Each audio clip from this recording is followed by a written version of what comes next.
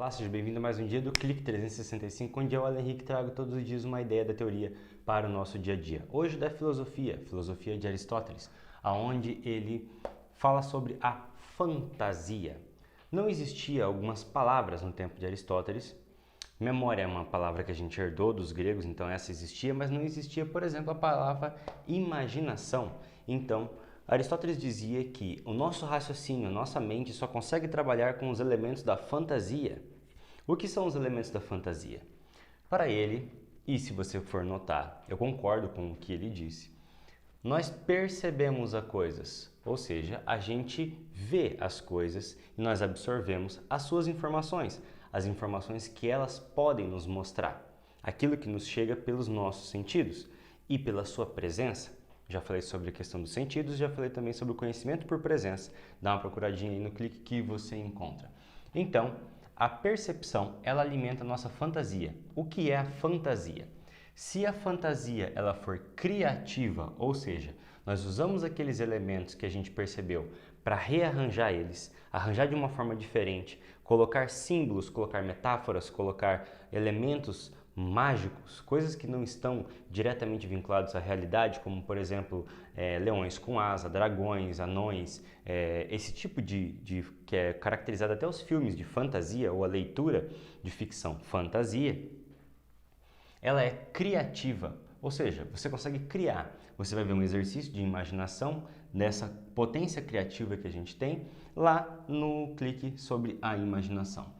Então, para Aristóteles, a fantasia criativa, hoje nós temos a palavra imaginação, que são imagens em ação na nossa mente.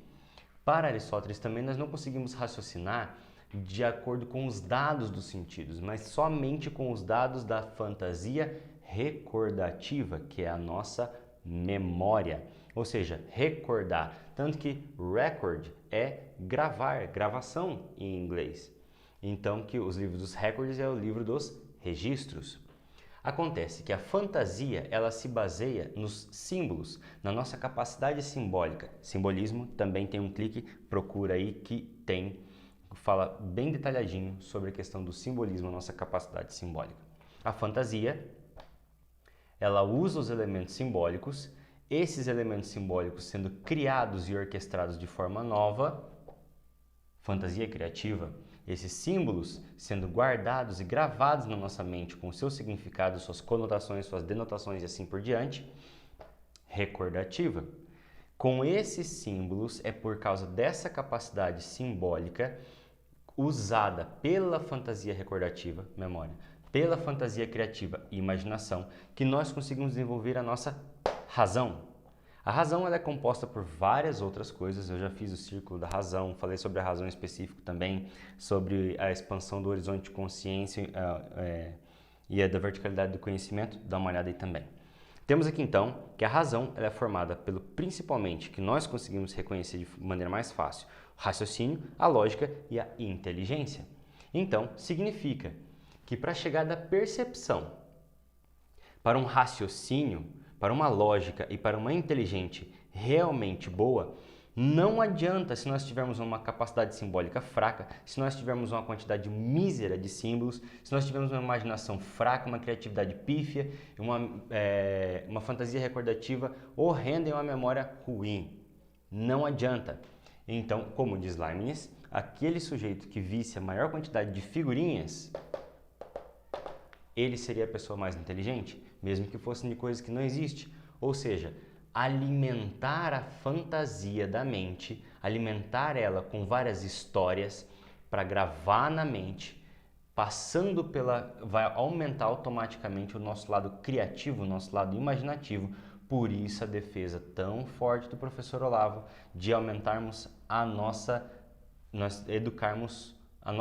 aumentarmos o estoque de imaginações na nossa memória, porque ficar transitando entre essas coisas aqui nos tornará mais criativos.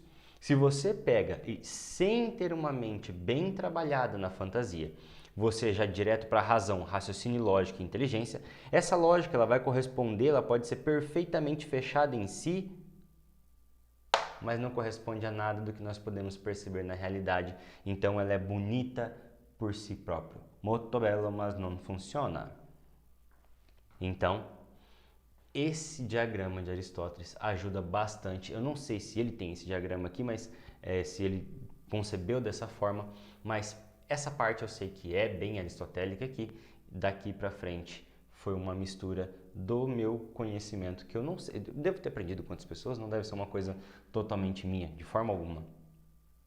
Mas esse é uma das explicações do porquê as pessoas que às vezes criticam a religião falam: nossa, mas que bobagem, você ir numa igreja para você ficar escutando um pastor contando aquela história que lá não existiu o dilúvio, que lá não existiu Jonas na barriga da baleia, isso é impossível esse negócio do cara mergulhar 7 vezes em um rio e ele sair curado de uma doença incurável, é impossível esse negócio do cara jogar um graveto e fazer um machado boiar. Só que você não para pensar o que as pessoas estão indo fazer nos cinemas.